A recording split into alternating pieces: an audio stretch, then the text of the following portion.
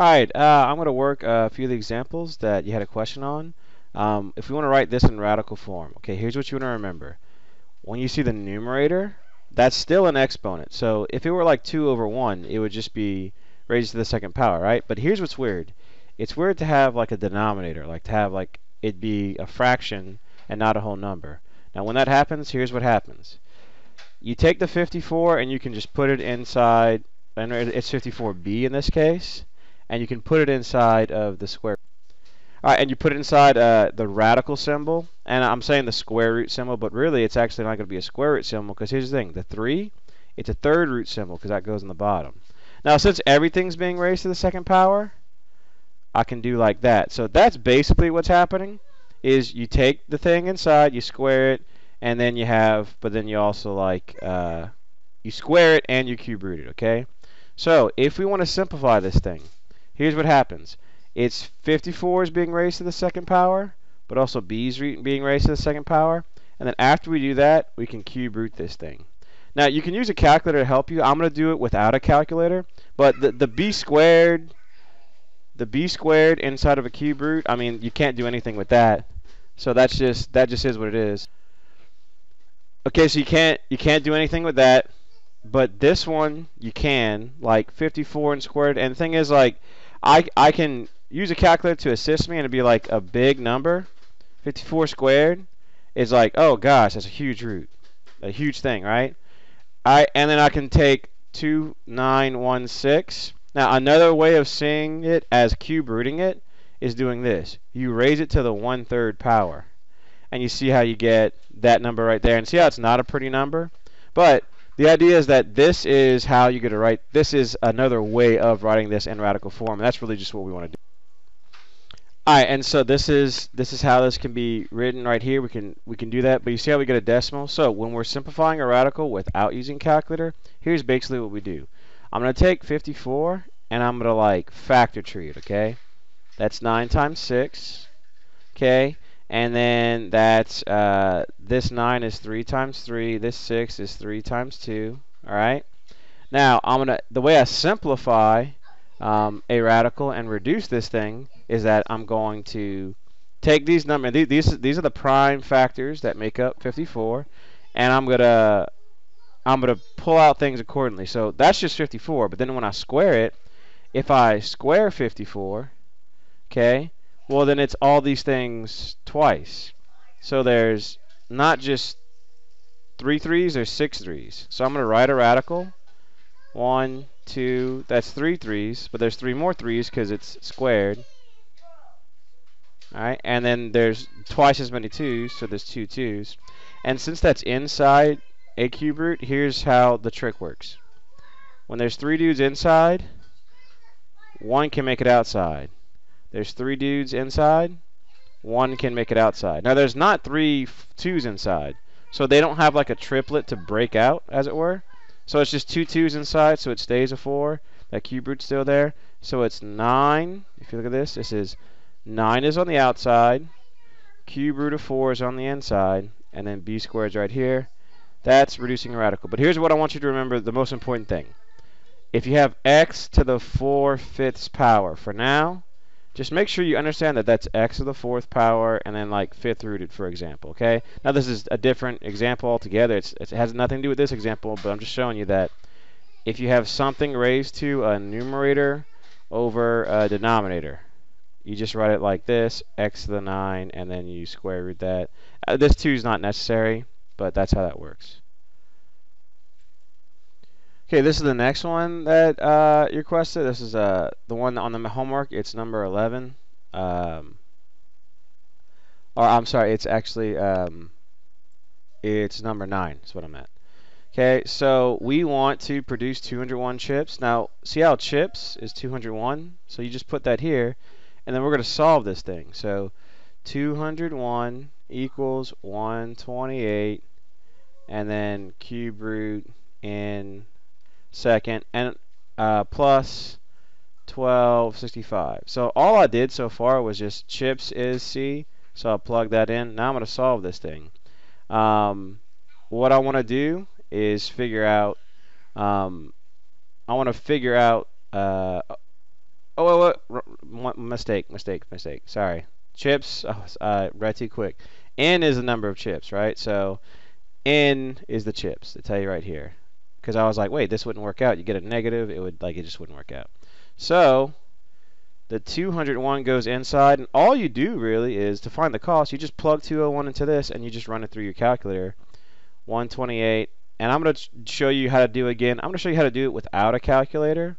But honestly, like if you're calculating stuff like this, you can use it to assist you. I'm going to square that, add 1265. They want to round to the nearest cent. Because you get around, you would just use a calculator. Now, I'm going to show it on a TI-84, which is what you should be using most of the time on, like, anytime you take an ACT test, anytime you're taking most math tests. TI-84 is great, like the standard calculator to use. So I'm going to type into there just exactly what we see, and we're going to practice looking at where the buttons are. There's 128, so I'm going to type 128. I don't need to put the times key, but I'm going to put it just in case. Here's how you get the cube root thing. You can either raise it to the 1/3 power, or you hit math, and you see there's a cube root right there. Now, and I'm going to take 201, I put it in place of n, and I'm going to square that. And here's the thing, if I just hit plus 1265, you see how it's still inside the radical? I don't want that. Notice how the 1265 is not in the radical? So look, pop out of the radical, just hit the right arrow, and then now you put 1265, and then boom. It's 56, 57, but make sure I round on this thing, right? See how it's going to be 12 cents because it's 11.8 cents, and it tells you to round to the nearest cent, so you want to round to the nearest cent on that. And there's your number right here, and you would just type that in as 56, 57 point. This would be 12 cents if you round up to the nearest cent. All right. Okay, this is number 11 on the Math Excel homework. Here's what you got to remember. Well, we're just going to simplify this thing. So, fractional powers, like I showed you in the previous one. If you raise something to the, let's say you have x to the 2/3 power. Here's what that means. That means x squared, but then you cube root that. And so here's the thing. See how the 3, the denominator is the root? Well, here's the thing. What's the denominator here? The denominator is the 2, so it's a square root. Now, you don't have to write the 2 with square roots. It's understood to be there. You can just square root 25x, and then you're going to square root 49x. The 2's not necessarily there, but like it is there. All right, and so so here's the thing. You can write those all together under one radical. So look, you could put or you can write them separately. I'm going to write everything separately. Square root of 25, but it's also square root of x. There's also a square root of 49, and there's another square root of x. So here's the thing. Square root of 25 is 5. That's one you should have memorized. Square root of 49 is 7. And here's the thing. See how there's 2 square root of x's? Well, a square root of x times square root of x is itself. Let me prove to you an example. The square root of 3 times the square root of 3, for example. It's going to be 3 because square root of 3 times square root of 3 is not square root of 9. Square root of 9 is 3. So if you have a square root times another square root, it's itself. So these two together make an x. So you got a 5 times a 7 times what is now just a regular x. So it comes out to 35x. So you just do those pieces at a time, and that's how you get number 11. All right, so that's that one. It's going to come out to 35x altogether when you simplify it out. All right, next one is 24 on the homework, and then we're going to do 25 after that. So here's 24. We're going to find the solution. Now we're going to simplify as much as we can, but I'm going to do like a kind of guess and check strategy, okay? I'm going to do this 2-way. I'm going to show you one way how to do it using your calculator because it's a good skill, because these are a little different. Exponential functions, right? Let's do this on our calculator and show you how really, and this works, by the way, this works for any equation. If you learn this skill here, I got to put my calculator in. I'm in a different mode. Your calculator should be in this mode, function mode. You will never be in that polar mode for an Algebra 1 class. That was just for something else that I was in that mode. Now, here's the thing. This always works to solve equations. So on any test where you're allowed to use a calculator, especially multiple choice tests, if you have like a standardized test, you can put the left side of the equation in the y equals. Now there's another y equals, and I'm going to do alpha y equals. Oops, didn't mean to do that. If I do alpha y equals, and I'm going to hit enter, then I'm going to type the 3 and then the 2. The x button is right here, and then I'm going to type the plus 7. And then here's what's neat about that. I'm going to hit the graph key, but I want to make sure I'm in the standard window. So always hit zoom 6 to make sure you're in the standard window. Most of the time that's going to put you in a nice graph. See how it graphed some weird shape that you might not be familiar with? Then it graphed a line. That part is the line. That should be obvious. The other part's an exponential function. Now you see how they hit? We're lucky they hit on screen. If they didn't, we'd have to like zoom out or something, or we go to zoom fit is another great option. Zoom fit, but I don't have to do that right now. It's already good in the standard window. That's why I like the standard window. Is with these small numbers, if it's single digit numbers, it works out. Let me show you how to solve this easily. Second, you hit option trace, okay, which is I'm really hitting calc. That's why I hit second. Go to intersect. That's option 5. So make sure you're doing this with me. Okay, and then you hit enter. Now it says first curve. Notice how it follows the first curve. Look at the upper left-hand corner. See how it's got the equation right there? Just hit enter to confirm it's the curve. Second curve. See how it's doing that linear equation? That's why it's a line. Third curve. You hit enter again. I'm not really doing any work. I'm just going to tell the calculator, hey, yeah, these are the two guys I want to intersect, and it just intersects it for me. And here's the thing: we have 1.618, and since we have to round to the nearest hundredth, you're going to type 1.62 because that gives you one of the solutions, okay? Now, that's not all of the answers. So here's why I want you to be careful. Don't just type that answer. Let me show you how to get the other answer. I'm going to do second calc intersect again, which is option 5. You can scroll down to 5 if you want, hit enter, or you can just watch. I'm going to hit the number 5 and it like fast forwards there. But here's what I want you to do now. This time when you intersect, you might not notice it. You might think the graph of this exponential starts here, but actually look, see how it follows the x-axis. If you remember in class how we talked about they have an asymptote there. Now hit enter 3 times here. There is another intersection, and we round that one to the nearest hundredth too. 4.665, but the 5 makes the 6 round up, so it's 4.67. But make sure you notice that it's negative, so negative 4.67 and positive 1.62 are your two answers there. So, and rewind or pause the video if you need to. But the thing we did is that we graphed it. We did y1 equals y2 equals. We put the 4x to the 4 to the power of x in there. Here we put the 3 over 2x plus 7, and we hit second calc. The calc button is really the trace button. And then we hit option 5, and then we hit, which is intersect, and then we hit enter 3 times. Enter, just hit enter a bunch, and that solves it. All right, last one that you had a question on. We're going to work number 25. Okay, for 25, what we're doing is we're evaluating this function over this domain. Now here's the thing. These numbers, domain means your x values. Okay, if you remember from, like, we talked about that for a while now. So it's your x values. Now let me show you a quick way to do this. You could do it by hand, of course. You could take 1.8 and you could raise it to the second power, and you could like type in a calculator if you want, and like this would be the slow way of doing it. Okay, like there's no reason to do this stuff by hand. 1.8 raise it to the second, like that's what calculators are for. It's 3.24. So when we have to go and say like, okay, when x is it's negative 2, I should be doing. Sorry. So here's the thing. Let me raise that to the negative second power, and then hit equals, and then you're going to actually get this. The instructions tell you to round to the nearest hundredth, so you're literally just evaluating that. So I would do 0.31 because you got to round up.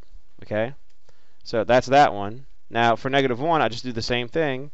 I type 1.8 and I raise it to the power of negative 1. And now I'm going to use my TI-84 for the rest of those, and I'm going to show you some way to do it really quick. Again, I said this is the slow way, right? I'm going to show you the quick way in a second. So here, if you do it with the negative 1, and I'm going to get the same answer. See, I got 0.555, and actually 0.5 repeating sort of is what my guess would be. I'm taking 1.8. I'm raising it to the power of negative 1. Okay, and yeah, but I'm going to do 0.56 because you got to round up. Do it with a 0. You should know what this is before doing it. Take 1.8, raise it to the power. That's caret button. Raise it to the power of 0. Anything to the 0 is 1. So boom, that answer's 1. And then the next one, I'm going to raise it to the first power. That's easy, though. I could just do 1.8 because anything to the first power is itself. And then the last one, just take this 1.8, and you raise it to the second power. All right. Oh, I messed up. I forgot. It didn't hit the 1. I swear I clicked it. Sometimes it doesn't always read my click. I can raise to the second. The squared button actually has a shortcut button. I can hit that. Boom. 3.24, which I accidentally did earlier. Now, it says, is it increasing? Oh, we got one more. We got the 3. So I'm going to take 1.8 and raise it to the third power. Now, this part is I told you this is a slow way to do it. I'm going to show you. Now that I have all these numbers in there, 5.83, you don't have to round up there. Now, notice the trend. Is it increasing or decreasing? They said, do the range values increase or decrease? Well, let's look at it. Look at your range values. As the x's go higher, do your y's go higher or lower? Let's see. That's a small decimal. That's a bigger decimal. That's a whole number. That's a bigger whole number. Oh, they must be increasing, so the values increase. Okay? Now, real quick, before you tune out, I said there was an easier way. I'm going to go into here. I'm going to type 1.8 raised to the power of x. 1.8 raised to the power of x. Now, I'm going to do second table set. I'm going to make my table start at negative. Well, actually, let me not do this. Let me do it the other way. Let me set the independent to ask. So here's you can pause the video if you want to like take a look at that. But I'm going to go to my table and watch. I'm going to type -2. Check this out. See how it gives that answer from the first part? See how, and that gives that answer for the second part? I type -1 and hit enter. See how it gives the answer from the next part? Type 1. I'm sorry, I forgot to type. I skipped 0. Type 0. Hit enter. See how it gives that? 1, hit enter. -1, +2. Sorry, that was next. Hit enter. So this is like the fast, I consider the fast way to do it. But you have to know how to do tables. But here's the thing: it prevents me from having to keep type 1.8 like I did here. So it's just a cool little. It's good to be able to use that tool. It's using a just like we use spreadsheets in class. It's using sort of the in calculator spreadsheets. That's a table, and you can see all in one thing. Oh, the y values are going up. Y value is what range value means. When it says range values, that's y values. Okay, domain is x's, range is y. All right, but that's it for the ones that you had questions about.